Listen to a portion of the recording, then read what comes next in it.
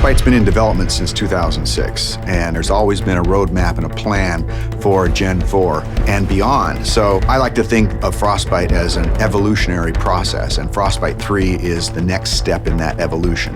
Frostbite 3 is a really powerful tool set. A gamer is going to experience a much more authentic, believable, and realistic-looking game.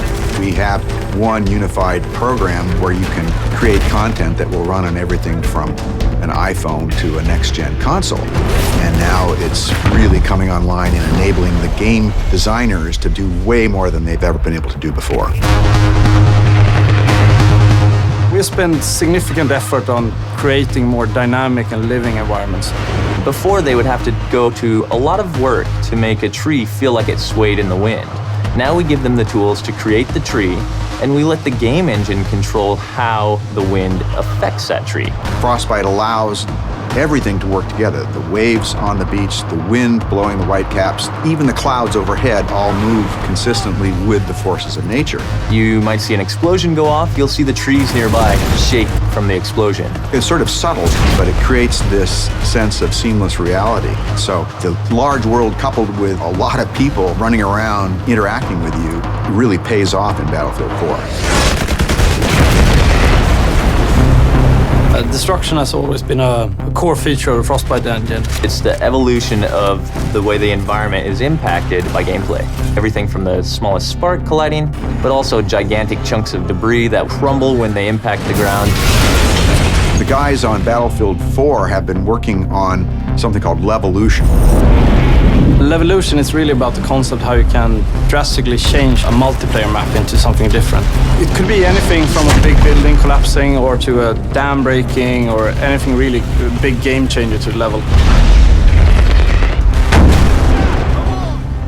A recent feature that we've put in, and you'll see in Battlefield 4, is our networked water simulation. So what this means is all players will see the same wave in the same position at the same time. And this leads to some pretty exciting cat and mouse type of gameplay where you're ducking down and going up and you can kind of peek around as you drive in your boat. It will no longer swim on a flat surface. Instead, it will be affected by the different waves and everything. And that comes to everything from living characters that are swimming, but also to the ragdolls. Something like a jet crashes into the ocean, you'll see the water react and the debris will then float on the waves. It's a very, very cool dynamic engine. Things just happen and it seems right. Take cover! In Frostbite 3, we've made a priority of much more believable, emotionally believable characters. There's a whole slew of features in Frostbite that support that, and one of the most important is the way a person's eyes look. The way we render characters is better than ever before. We're doing subsurface scattered models. We have parallax animation in the iris. You'll notice it looks like a real eye. You'll back me up, right?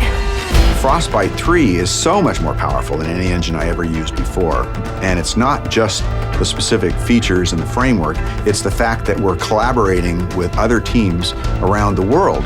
In the past, before we had the Frostbite team, we were building a new engine every time and we were kind of stumbling constantly. Now, to have the team here to focus on new releases with new goodies means that we as a team can focus on the creative side to deliver better games, better experiences. Today it's used by a lot of different genres, so everything from racing games to real-time strategy games and RPGs. So in Battlefield 4, when the building collapses, the dust starts expanding, the debris is falling, the sparks are flying, the boats are ramping off of waves, all of this is because of Frostbite 3.